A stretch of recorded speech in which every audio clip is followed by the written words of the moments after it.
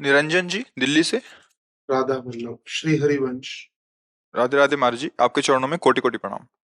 महाराज जी, मेरा प्रश्न ये है कि अपने जीवन पर अपने ही अनुभव का प्रभाव नहीं पड़ता। अनुभवी संतों की वाणी सुनता हूँ, समझ में भी आती है, परंतु कुछ है जिससे चित्त मन संसार को ही पसंद करता है। उसी को तो अज्ञान कहते हैं ना।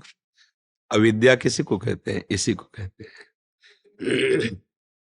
शरीर को मैं मानना, भोगों में सुख मिलना, संसार सत्य भासना, इसी का नाम है माया।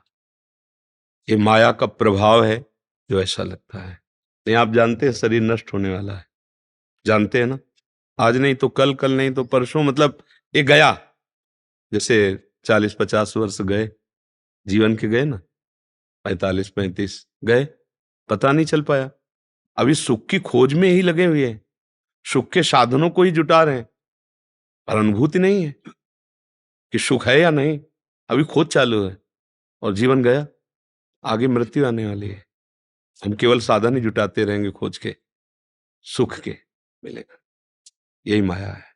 अनंत जन्म बीत गए भोगते हुए, यहां कुछ सत्य नहीं। क्या सत्य दिखाई दे रहा है? बड़े बड़े राजा, बड़े बड़े महाराजा, बड़े बड़े तपस्वियों के हम गीत गाते हैं, कहाँ है? कहाँ है वो महल? कहाँ है उनका वैभव? एक स्वप्न की तरह था, गया।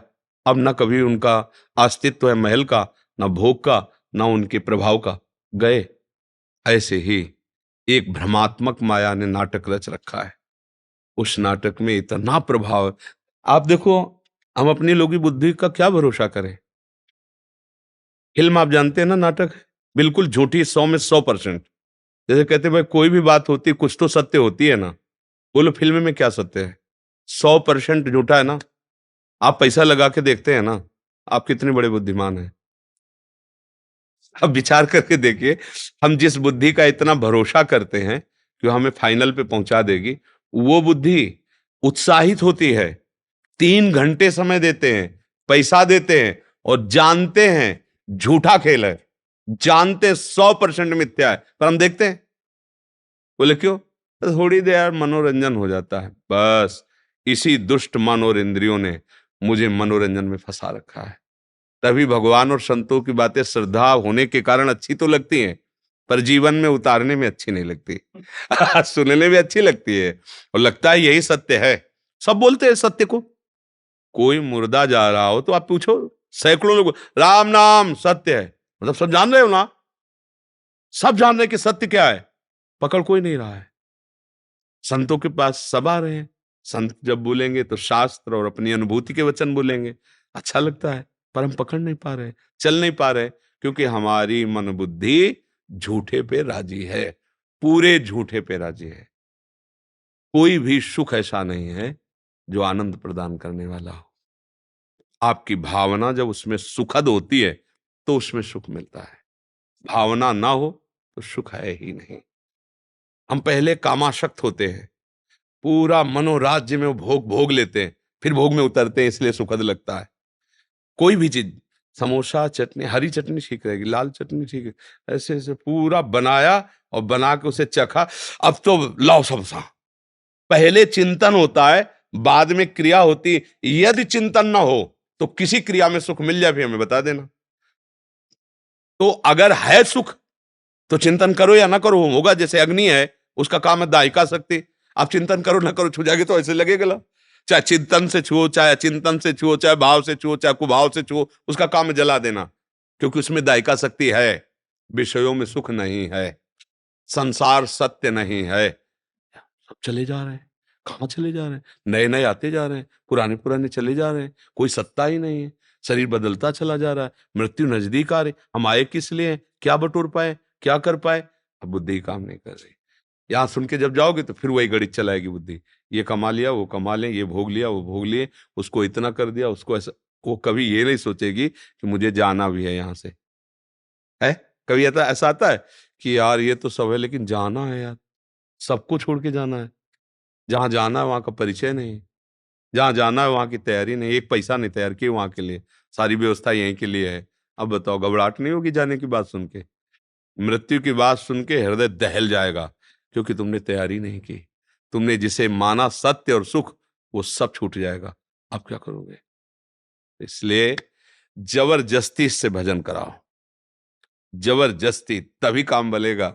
ये बेईमान मन बुद्धि, लोग कहते भजन में मन नहीं लगता, हम कहते 3 घंटे बताओ मन तुम्हारा कब जाता है जब आप देखते होते फिल्म 2.5-3 घंटे, कि भाई मन नहीं, अरे एकदम एकाग्र। अगर कोई डिस्टर्ब करे चुप रहो, मानो ये ध्यान भंग हो रहा है, एकदम डूब रहे हैं अपने आप। नहीं देखो ना आप, दरवाजे बंद, खिड़की बंद, एकदम शांत, वो पूरा आनंद ले। और भजन, भजन अगर करने के लिए भी भावना हो तो 2-4 बैठ के बात करते रहे, मतलब कहीं मोबाइल से चला लें कुछ, तो भजन नहीं होगा कि सब बंद करो, थोड़ा शांति से भजन कर ले। ये बेईमान है ना, धोखेबाज है ना मन बुद्धि, इनसे मित्रता हटानी पड़ेगी। बहुत बढ़िया दोस्ती कर ली है दुश्मन से, और हमें काट रहा है, एक एक श्वास हमारी व्यर्थ जा रही, और एक एक श्वास इतनी कीमती है कि 50 वर्ष की कमाई हुई संपत्ति से एक श्वास भी नहीं खरीद सकते आगे। अगर ये दैंड, अब आप ऐसे भी नहीं कर पाएंगे, और अगर ये कहें कि मैंने 50 वर्ष जो श्वासें खर्चा की वो सब संपत्ति एक श्वास और लेने दीजिए, मतलब 50 वर्ष की श्वासें कमाई हुई संपत्ति से एक श्वास भी नहीं खरीद सकते। इस ऐसी कीमती श्वासों को आपने कहां खर्चा किया? अब विवेक ही नहीं, बुद्धि है, विवेक नहीं, बुद्धि तो है। बुद्धि तो बहुत जोर की है, कैसे किसके सुख को लूटना, बहुत बुद्धि चतुर है, पर विवेक नहीं है कि वास्तविक सुख क्या है। और अगर हर श्वास में राधा राधा राधा, अब सार्थक हो गई।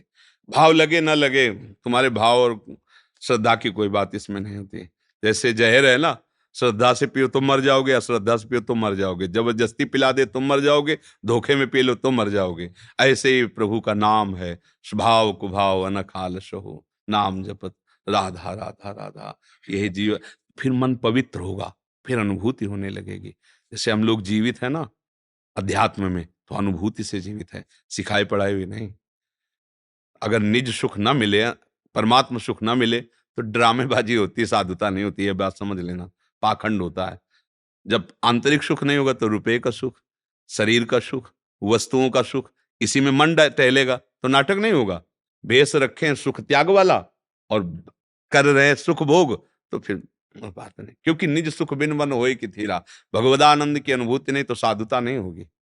साधुता तो तभी होगी जब अध्यात्म सुख प्राप्त हो, और वो सुख तभी प्राप्त होता है जब भगवान का भजन होता है। भजन बिना ये बातों से समझ में आने वाली बुद्धि नहीं है। समझे क्या कहना चाहते हैं? तो ऐसा समझ में आया कि भगवत स्वरूप समझ के, भगवत कार्य समझ के, जबकि हम वास्तविकता में होता है कि जब हम भगवान का काम, भगवान की पूजा करते तो संसार पहले, कल्याण का तो पता ही नहीं, संसार ही याद आता।